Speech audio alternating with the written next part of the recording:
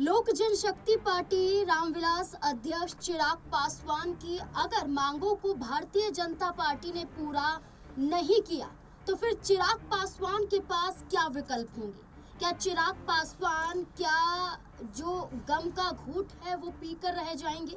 क्या चिराग पासवान भारतीय जनता पार्टी का यूं ही साथ देंगे या फिर नाराजगी के आधार पर बीजेपी से गठबंधन तोड़ने के लिए तैयार हो जाएंगे?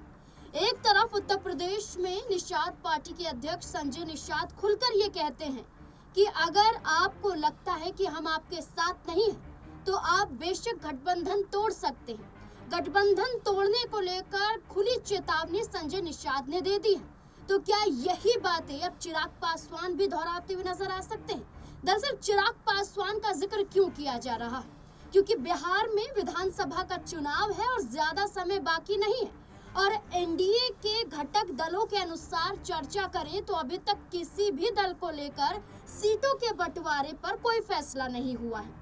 ना ही चिराग पासवान, ना ही जीतन राम मांझी, ना ही उपेंद्र कुशवाहा, ना ही नीतीश कुमार, ना ही भारतीय जनता पार्टी। लेकिन अनुमान के अनुसार बताया जा रहा है कि अगर बिहार में 243 सीटें हैं तो अगर बंटवारा होगा तो भारतीय जनता पार्टी और जेडीयू पार्टी बराबर सीटों पर चुनाव लड़ेगी, ये तय माना जा रहा है। यानी कि 100 सीटें बीजेपी और 100 सीटें जेडीयू चुनाव में उतरती हुई नजर आ सकती है इन सीटों पर।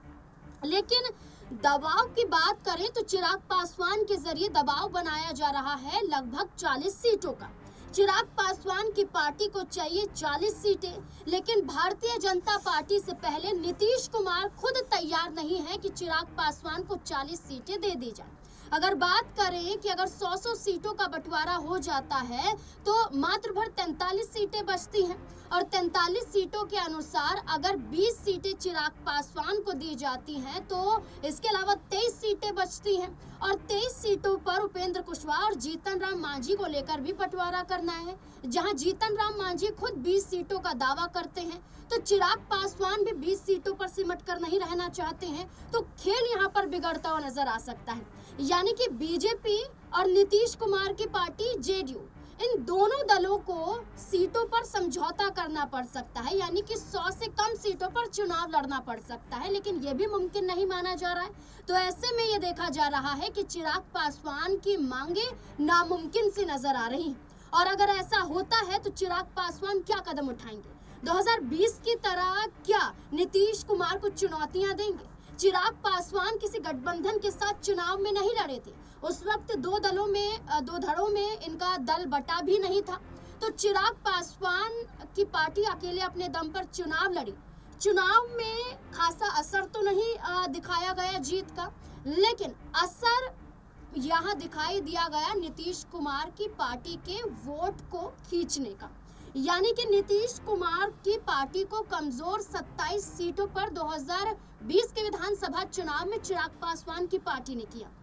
साथ ही साथ अगर बात करें तो 30 सीटों पर लगभग पासवान वोटर्स का दबदबा माना जाता है।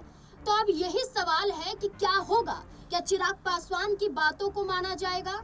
क्या चिराग पासवान की बातों को नहीं माना गया तो चिराग पासवान क्या करेंगे? क्या आरजेडी के साथ गठबंधन करेंगे?